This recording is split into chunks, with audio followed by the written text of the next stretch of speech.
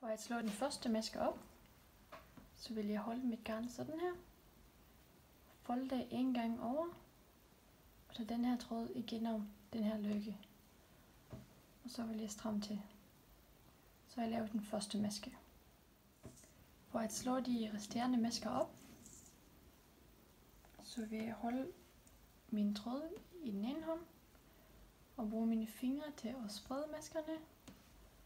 Så vil jeg tilte min hånd på den her måde, og så vil jeg bruge min højre strikpind til at hente den her tråd, og hente den anden tråd, og tage den igennem den her løkke, og stramme til.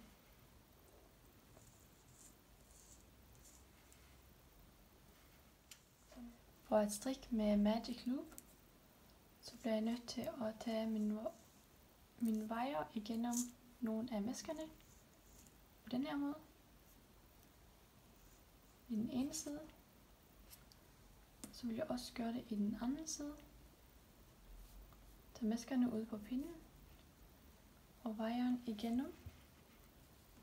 Sådan her, og så kan jeg strikke rundt på den her måde. For at strikke en drejet ribkant, så vil jeg strikke mine retmasker drejet og almindelige vrangmasker. For at strikke en drejet retmaske, så vil jeg tage min højre strikpind ind i masken i det bagerste maskeled, og så fra den her side, og hente tråden og ud igen. Så har jeg strikket en drejet retmaske. Så vil jeg strikke en almindelig vrangemaske, og igen en drejet retmaske i det bagerste maskeled på den her måde. For at lave en højrevendt udtagning, så vil jeg løfte den her lænke mellem den her maske og den her maske op på min venstre strikpind bagfra, sådan her. Så vil jeg tage min højre strikpind ind i den her lænke fra den her side og strikke den ret. Så har jeg lavet en udtagning. Så jeg vil starte med at strikke efter diagrammet. 2 masker med den ene farve. Så vil jeg tage min anden farve, holde den i hånden, og så vil jeg holde begge tråde på mine fingre sådan her, og så vil jeg strikke med den anden farve, sådan der, og sådan vil jeg blive ved at strikke med den farve, der viser i mønstret. Det er vigtigt, når man strikker med 2 farver, at man ikke kommer til at stramme for meget i tråden. Fordi der ligger nogle tråde på bagsiden her. Så når jeg så strikker med den her farve, så det er vigtigt, at I ikke strammer den for meget. Fordi så kommer man til at stramme i den her tråd, der ligger bag maskerne ved den anden farve. Så prøv at have trådene lidt løst på fingeren. Hvis man synes, det er svært at holde begge tråde på fingeren, så kan man altså strikke med en tråd ad gangen. For eksempel tager man den første tråd, strikker de masker, der skal strikkes, og så finder man den anden tråd, og strikker de masker, der skal strikkes, og den anden tråd igen, og sådan kan man blive ved. For at sætte masker til hvile, så har jeg en ølnål med en garnrist på. Så overfører jeg bare maskerne til ølnålen fra den her side. Og jeg tager det antal masker, som jeg skal sætte til hvile.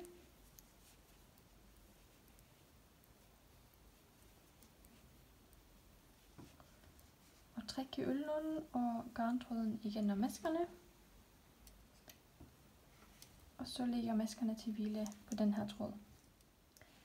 For at slå masker op med lykkeopslag, så vil jeg holde min tråd sådan her, og folde den over en gang, så at det skabes en lykke, som jeg så sætter på pinden og stramme til.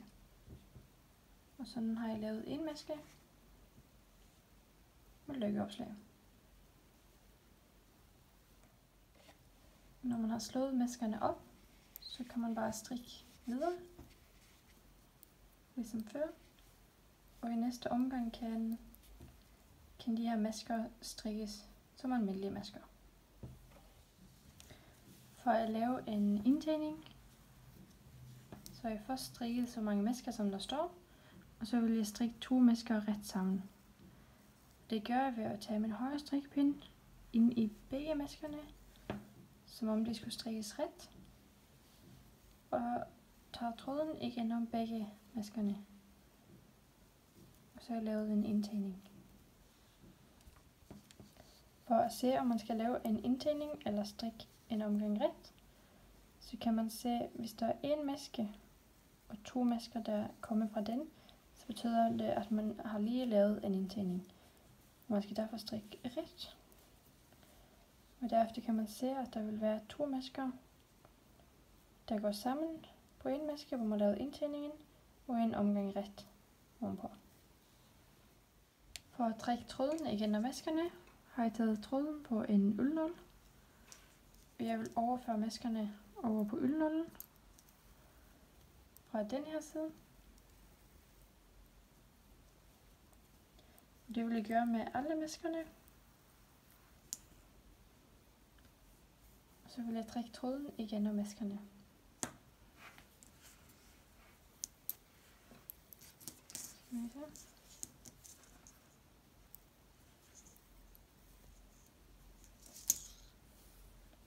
Sådan her. Så vil jeg stramme til. For at sætte maskerne tilbage på pinden, så fører jeg bare pinden igennem maskerne, der hvor tråden ligger. Og så bagefter kan jeg tage tråden ud af maskerne.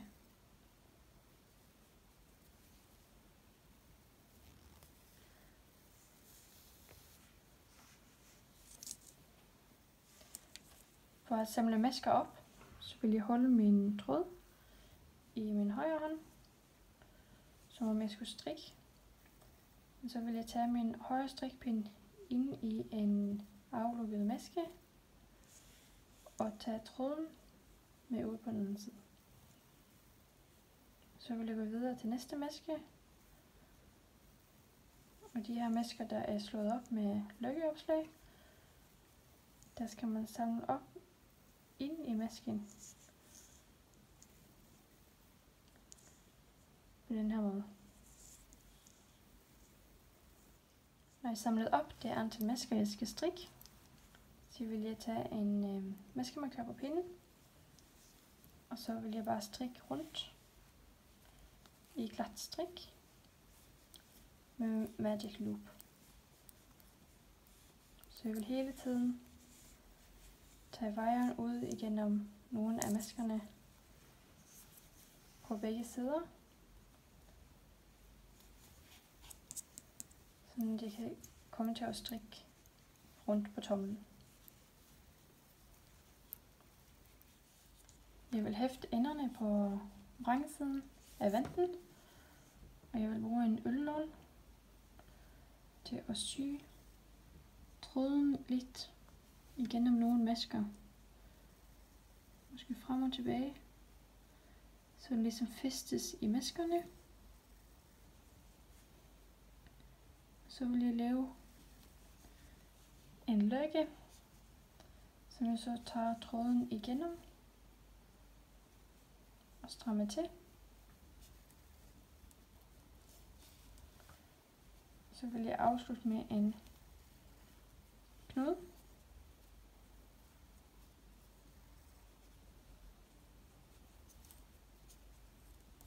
Som jeg strammer godt. Så vil jeg bryde garnet.